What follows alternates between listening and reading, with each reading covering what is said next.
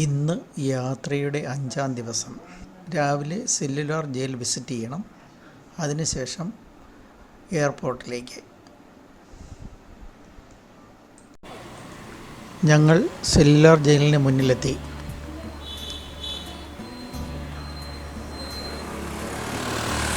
മഴ നനഞ്ഞ് കിടക്കുന്നു.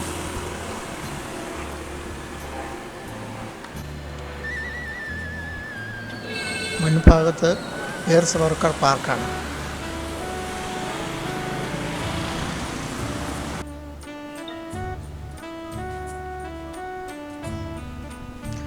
ആദ്യമായി എത്തിയത് ലൈറ്റ് ആൻഡ് സൗണ്ട് ഷോ നടക്കുന്ന ഏരിയയിലാണ്.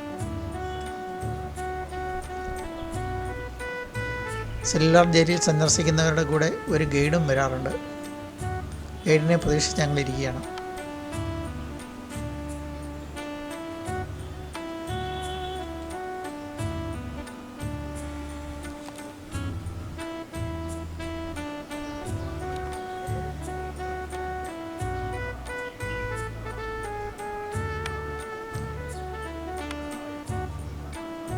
സെല്ലുലാർ ജയിലിൻ്റെ ടവറാണ് മുന്നിൽ കാണുന്നത്.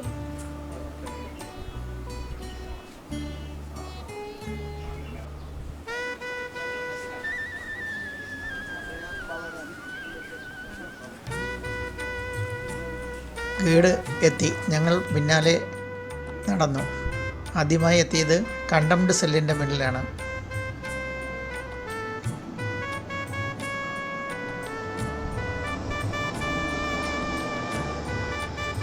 ഇവിടെയാണ് വധശിക്ഷയ്ക്കുള്ള തടവുകാരുടെ അവസാന കൃത്യങ്ങൾ നിർവഹിക്കുന്നത്.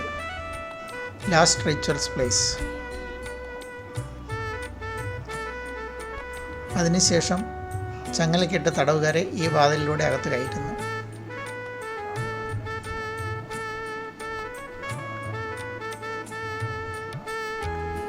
ഇവിടെ 3 പേരെ ഒരേ സമയം തൂക്കുമരത്തിലേറ്റാനുള്ള സൗകര്യമുണ്ട്.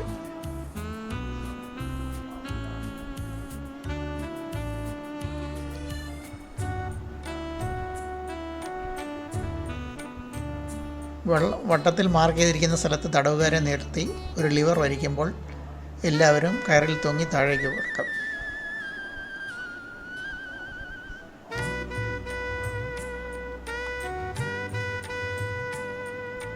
പ്രത്യേകതരം ബലമുള്ള കയറാണ് ഉപയോഗിക്കാറ്.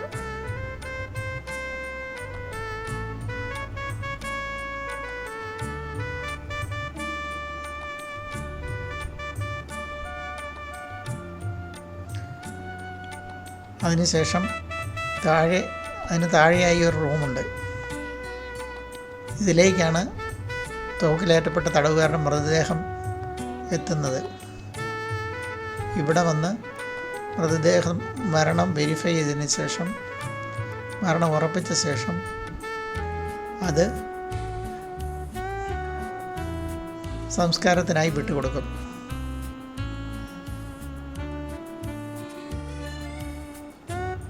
ഇതുവഴി കയറ്റി മതിലിലുള്ള ഗേറ്റിലൂടെ പുറത്തേക്ക് കൊണ്ടുപോകാറാണ് ചെയ്യുന്നത്.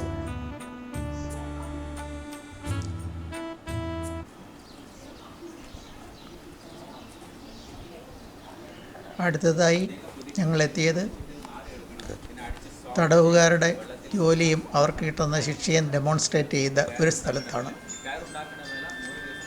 തടവുകാരുടെ പ്രധാനപ്പെട്ട പണി എണ്ണയാട്ടലും കയറ് വിരിക്കലുമായിരുന്നു. അതിൻ്റെ ഡെമോയാണ് കാണിച്ചിരിക്കുന്നത്.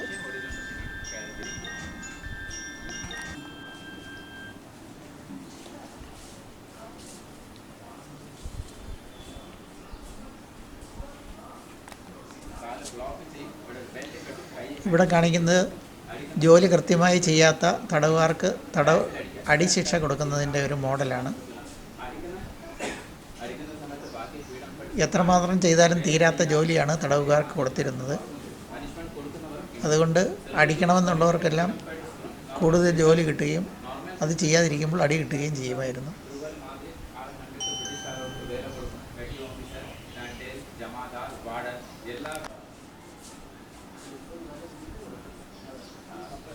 ಇದೆಲ್ಲ ಮಾಡೆಲ್ ആണ് ഒറിജിനൽ അല്ല.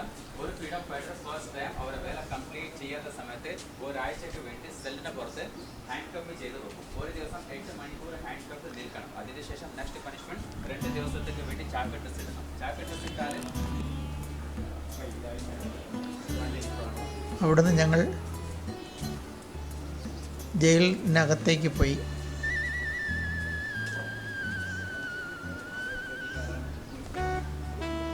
ഇത് ജോലിക്കാരുടെ വർക്ക്ഷോപ്പിൻ്റെ ഒരു സൈഡിലൂടെയാണ് മുന്നേറുന്നത്.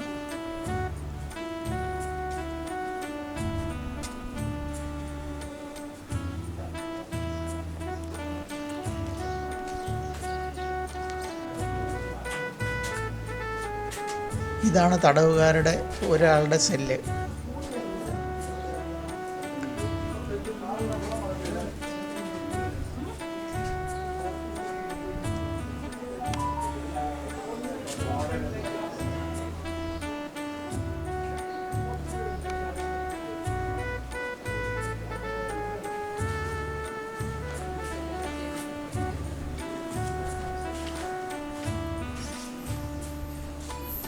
റിപ്ലിക്ക ഓഫ് സെല്ലുലാർ ജയിൽ. സെല്ലുലാർ ജയിൽ ഉണ്ടാക്കിയിരുന്ന കാലത്ത് എങ്ങനെയാണെന്നാണ് കാണിക്കുന്നത്. 3 വർഷം മണ്ണ് വെട്ടാൻ വേണ്ടിയിട്ട് 10 വർഷം കൺസ്ട്രക്ഷൻ. ആ സമയത്ത് വന്ന ടോട്ടൽ കോസ്റ്റ് 7,83,994 rupees. 3 കോടി ബ്രിക്സ് യൂസ് ആണ്. ബ്രിക്സ് ഒക്കെ അണ്ടമാനിൽ ഉണ്ടാക്കി ബാക്കി മെറ്റീരിയൽ ബർമയിൽ കൊണ്ടുവന്നു. ആദ്യം ഉണ്ടാക്കിയ സമയത്ത് സൈക്കിൾ സ്പോക്ക് മാതിരി 7 ബിൽഡിങ്സ് ഉണ്ടായിരുന്നു. 693 റൂം. ഒരു സെൽ ഒരു പേര് വെക്കും. റൂമിന്റെ ലെന്ത് 13 അടി, വിട്ട് 7 അടി, ഹൈറ്റ് 10 അടി. പിന്നെ വെന്റിലേഷൻ ഉണ്ട്. ബാക്ക് സൈഡ് 8 അടി മേലെ. അപ്പോൾ ഫ്രീഡം ഫൈറ്ററിന് അകത്തുനിന്ന് വെളിയിൽ നോക്കാനും പറ്റില്ല. ഒരേ ബിൽഡിംഗ് ഇതേമാതിരി ഉണ്ടാക്കി വെച്ചു. ഒരു ബിൽഡിംഗ് ഫ്രണ്ട് സൈഡ്, മറ്റേ ബിൽഡിംഗ് ബാക്ക് സൈഡ്. അപ്പോൾ 2 ബിൽഡിംഗും കമ്മ്യൂണിക്കേഷൻ ഉണ്ടാവില്ല. നോക്കാനും പറ്റില്ല, സംസാരിക്കാനും പറ്റില്ല. വേല ചെയ്യാൻ വേണ്ടിയിട്ട് 4 ബിൽഡിംഗിന്റെ മുന്നിൽ വർക്ക് ഷെയ്ഡ് അവിടെ ഫ്രീഡം ഫൈറ്റർ കോക്കനട്ട് ഉണ്ടാക്കി കണ്ടു. പിന്നെ ഇത് സെൻട്രൽ ടവർ. ഇപ്പോൾ നമ്മൾ നിൽക്കുന്നത് സെൻട്രൽ ടവറിന്റെ ഗ്രൗണ്ട് ഫ്ലോറിൽ. മോൾ ടോപ്പ് സിംഗിൾ സെക്യൂരിറ്റി ഗാർഡ് ഉണ്ടാകും. മേലെ ബൗണ്ടറി വാൾ വാച്ച് ചെയ്യാൻ വേണ്ടിയിട്ട്. അതിനുശേഷം 21 separate security guards day night watch ചെയ്യും. ഒരു ഫ്ലോറിൽ സെക്യൂരിറ്റി ഗാർഡ് ഉണ്ടാകും. ഇപ്പോൾ ഔട്ട് ഓഫ് 7 3 ബിൽഡിംഗ് ബാക്കിയുണ്ട്. Number 1, number 7, number 6. ഈ 3 ബിൽഡിംഗ് ടോട്ടൽ സെൽസ് ഉണ്ട് 283. ബാക്കി 4 ബിൽഡിംഗ് ടോട്ടലി ഡാമേജ് ആയി. 1941 അണ്ടമാനിൽ എർത്ത് വന്നു. എർത്ത് മെയിൻ ഉടഞ്ഞത് സെൻട്രൽ ടവറിന്റെ ടോപ്പ് പോർഷൻ. അതിനുശേഷം 1942 to 45 3.5 വർഷം അണ്ടമാനിൽ ജാപ്പാനീസ് ഒക്കുപ്പൈ ചെയ്തു. അവരെന്ത് ചെയ്തു? ബങ്കേഴ്സ് ഉണ്ടാക്കാൻ വേണ്ടിയിട്ട് ഈ ഉടഞ്ഞ ബിൽഡിംഗ് കുറേ ബ്രിക്സ് യൂസ് ആക്കി. ആഫ്റ്റർ ഇൻഡിപെൻഡൻസ് 1964 ആ ഉടഞ്ഞ ബിൽഡിംഗ് ടോട്ടൽ ഉടച്ചിട്ട് അതേ സ്ഥലത്ത് ഒരു ഹോസ്പിറ്റൽ ഉണ്ടാക്കി. പേര് വെച്ചു ഗോവിന്ദ് ബല്ലപ്പൻ ഹോസ്പിറ്റൽ. അത് അണ്ടമാനിലെ വലിയ ഹോസ്പിറ്റൽ, ഗവൺമെന്റ് ഹോസ്പിറ്റൽ. അവിടെ എല്ലാവർക്കും ഫ്രീ ട്രീറ്റ്മെന്റ് മോൾ പോകാൻ കാണും. ആദ്യം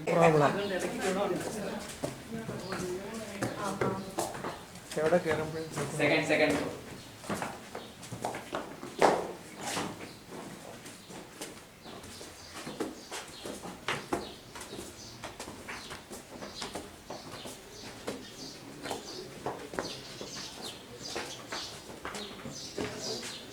മുകളിലേക്ക് സെക്കൻഡ് ഫ്ലോറിലേക്ക്.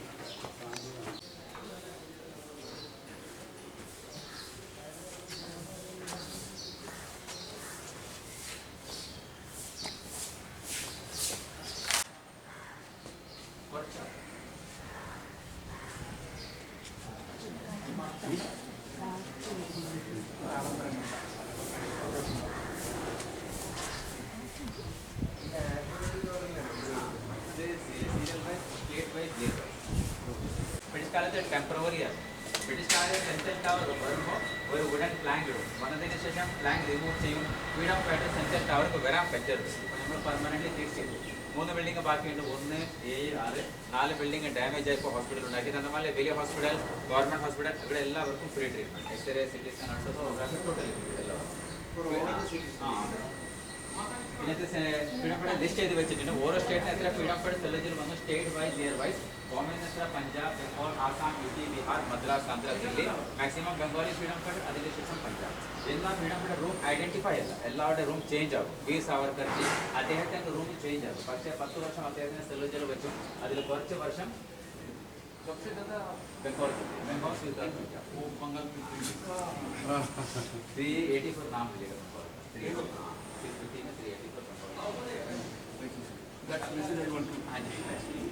പിന്നെ അദ്ദേഹത്തിന് വി സാവർക്കർ അദ്ദേഹത്തിന് സെല്ലുകൾ 10 വർഷം വെച്ചു. അതിൽ കുറച്ച് വർഷം അദ്ദേഹത്തിന് ഈ ഫ്ലോറിന് അടുത്തത് ലാസ്റ്റ് സെല്ല് വെച്ചത്. അതിന് അദ്ദേഹത്തിന്റെ സെല്ലുകൾ അദ്ദേഹത്തിനെ ലണ്ടനിൽ അറസ്റ്റ് ചെയ്ത് ഷിപ്പിൽ കൊണ്ടുവരുന്ന സമയത്ത് ഷിപ്പ് ഫ്രാൻസിന് മുമ്പ് പോകുന്ന സമയത്ത് അദ്ദേഹം ഷിപ്പിന്റെ ടോയ്ലറ്റിന്റെ ഗ്ലാസ് ഉടച്ചിട്ട് സ്വിമ്മിങ് ചെയ്ത് പോയി മാർസലേസ് ഹാർബർ ഫ്രാൻസ് അവിടെ ഫ്രാൻസിസുകാർ പിടിച്ചു, ബ്രിട്ടീഷുകാർക്ക് ഹാൻഡ് ഓവർ ചെയ്തു. ബ്രിട്ടീഷുകാർ ഇന്ത്യയിൽ കൊണ്ടുപോയി കേസ് നടത്തി. അദ്ദേഹത്തിന് അണ്ടമാനിൽ കൊണ്ടുവന്നത് 1911. ഇവിടെ കൊണ്ടുവന്ന സമയത്ത് ബ്രിട്ടീഷുകാർക്ക് കുറച്ച് പേടി ഉണ്ടായിരുന്നു, വെറുതെ ഓടിക്കും. അപ്പോൾ ഡബിൾ പ്രൊഡക്ഷനിൽ വെച്ചു വെക്കുന്ന സമയത്ത് അദ്ദേഹത്തിന്റെ എൽഡർ ബ്രദർ ഗണേഷ് ദാമോദർ സാവർക്കർജി ആദ്യത്തെ സർജറി ഉണ്ടായിരുന്നു. പക്ഷെ രണ്ടുപേർക്കും 2 വർഷം അറിഞ്ഞിട്ടില്ല, രണ്ടുപേരും ഒരേ ചെയ്തു. 1921 അദ്ദേഹത്തിന്റെ അവിടുന്ന് ട്രാൻസ്ഫർ ചെയ്തു രത്നാഗിരി മഹാരാഷ്ട്ര. കുറച്ച് വർഷം ഹൗസ് അറസ്റ്റിൽ വെച്ചു, പിന്നെ റിലീസ് ചെയ്തു. അദ്ദേഹത്തിന്റെ ഡെത്ത് 26 ഫെബ്രുവരി 1966, ഏജ് 83 വർഷം. അണ്ടമാൻ എയർപോർട്ട് പേര് അദ്ദേഹത്തിന്റെ പേരിലാണ്, വീർ സാവർക്കർ ഇന്റർനാഷണൽ എയർപോർട്ട്. അത് തിരിച്ചു വരുമ്പോൾ അദ്ദേഹത്തിന്റെ സ്ഥിതി കാണാം. പക്ഷേ മോൾ സെന്ററിന്റെ ലാസ്റ്റ് പോയിന്റ് ആണ്, അവിടെ എക്സ്പ്ലെയിൻ കഴിയും, പിന്നെ ഫോട്ടോഗ്രാഫ് എടുക്കണം. തിരിച്ചു വരുമ്പോൾ ഈ രണ്ട് സൈഡിൽ 2 ഉള്ളിൽ പോകുന്നത് ലോങ് ഡിസ്റ്റൻസിൽ ലാസ്റ്റ് സെൽ അദ്ദേഹത്തിന്റെ റൂമിൽ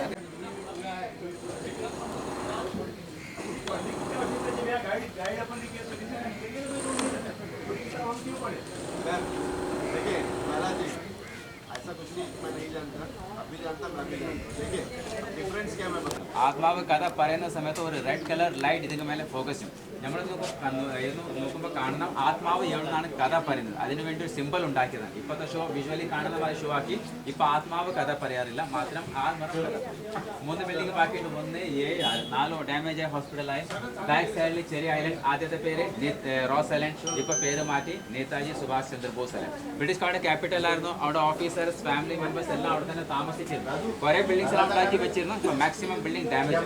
ഇപ്പൊ കണ്ടാല് കുറച്ച് building stair case building maintain ചെയ്ത് ഡിയർ പീകോക്ക് എല്ലാം ഉണ്ട്. അത് അവിടെ 0.6 സ്ക്വയർ കിലോമീറ്റർ ഏരിയ, 1 കിലോമീറ്റർ വരില്ല. പിന്നെ ദൂരെ 2 ഐലൻഡ് അതിപ്പോൾ കാണുന്നില്ല, ഫോഗാണ്, ഇല്ലെങ്കിൽ ക്ലിയർ കാണാൻ പറ്റും. Shahid island, Swaraj island. ആദ്യത്തെ പേര് നീൽ ഐലൻഡ്, ഹാബ്ലോക്ക് ഐലൻഡ്, അതും ഇവിടെ ക്ലിയർ കാണാൻ പറ്റും. ഈ ഡയറക്ഷനിൽ ഇവിടെ ഹാബ്ലോക്ക് ഐലൻഡ്, നെക്സ്റ്റ് നീൽ ഐലൻഡ് ദൂരെ. പിന്നെ ലാസ്റ്റ് നോർത്ത്, അവിടെ ഒരു ലൈറ്റ് ഹൗസ് ഉണ്ട്. വെള്ളത്തിന്റെ ഉള്ളിൽ കൊറൽ റീഫ്സ് കാണാൻ പോകാൻ പറ്റും. സ്നോർക്ലിംഗ്, സ്കൂബ ഡൈവിംഗ് അല്ലാണ്ട് old 20 rupees note, red colour note. ആ നോട്ടിന്റെ പിന്നിൽ ഈ ഫോട്ടോ ആണ്.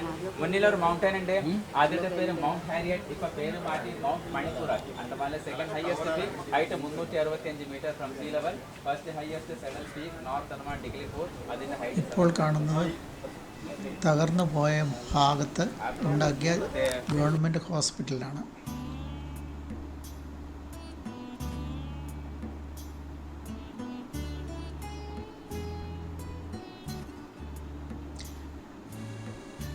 നിലനിൽക്കുന്ന 3 ഭാഗങ്ങളിൽ 2 എണ്ണമാണ്, 2 ആംസാണ് ഈ കാണുന്നത്. താഴെ കാണുന്നത് ജോലി സ്ഥലമാണ്, തടവുകാരുടെ വർക്ക്ഷോപ്പ്.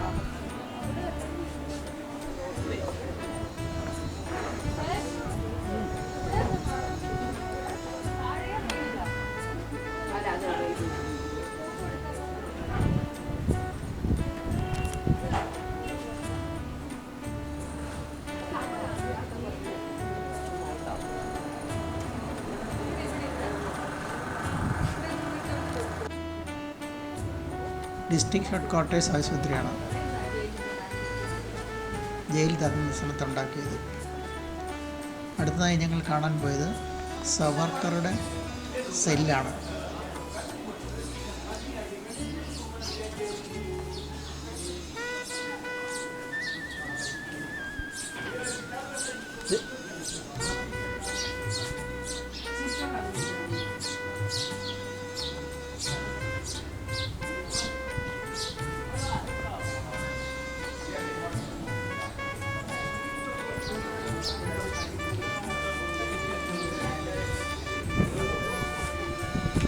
സവർക്കറുടെ ഒരു ചിത്രം ആലേഖനം ചെയ്ത് അവിടെ വെച്ചിട്ടുണ്ട്. അതുപോലെ തന്നെ സവർക്കർ ഉപയോഗിച്ചു കൊണ്ടിരുന്ന പുതപ്പും പാത്രങ്ങളും കൂട്ടത്തിൽ കാണാം. 28ാമത്തെ വയസ്സിലാണ് സവർക്കർ ഇവിടെ ജയിലിലെത്തിയത്. 10 വർഷത്തോളം അദ്ദേഹം ഇവിടെ ഉണ്ടായിരുന്നു.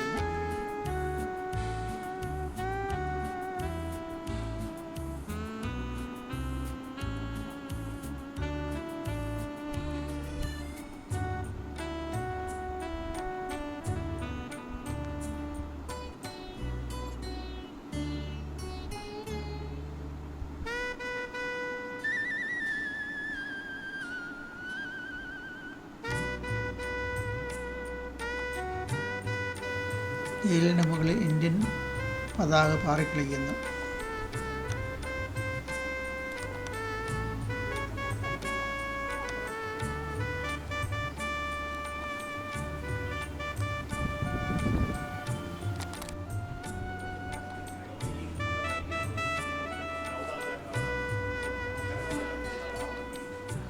ഞങ്ങൾ താഴെ ഇറങ്ങി. ജയിലിൽ ഒരു മ്യൂസിയം ഉണ്ടാക്കിയിട്ടുണ്ട്, അത് കാണാനായിട്ടാണ് പോകുന്നത്.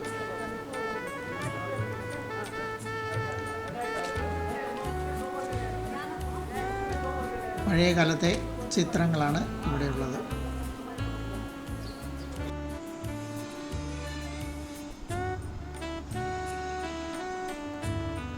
തകർന്ന റോസ് ഐലൻഡിലെ ചിത്രങ്ങളുണ്ട്. ഇവിടുത്തെ പള്ളിയാണ് ഈ കാണുന്നത്.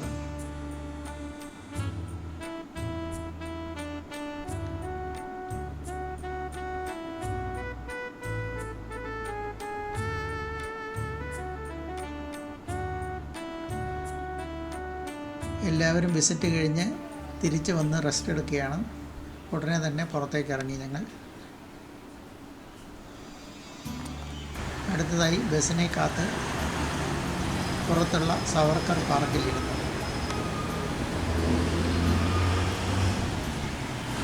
അവിടെ സ്വാതന്ത്ര്യസമര സേനാനികളുടെ പ്രതിമകളൊക്കെ വെച്ചിട്ടുണ്ട്. ഇത് വീർ സവർക്കറാണ്.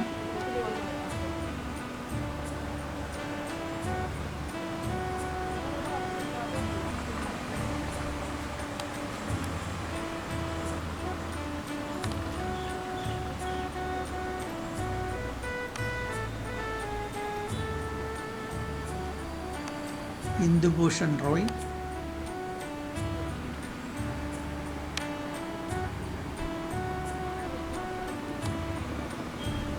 ബാബ ഭജൻ സിംഗ്,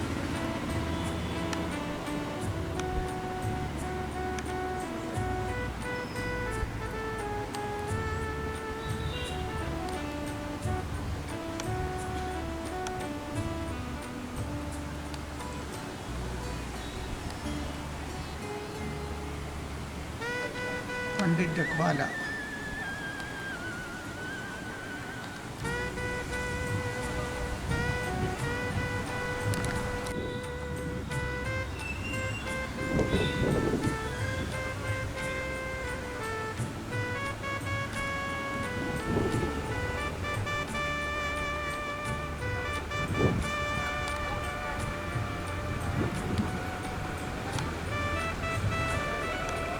മോഹൻ കിഷോർ,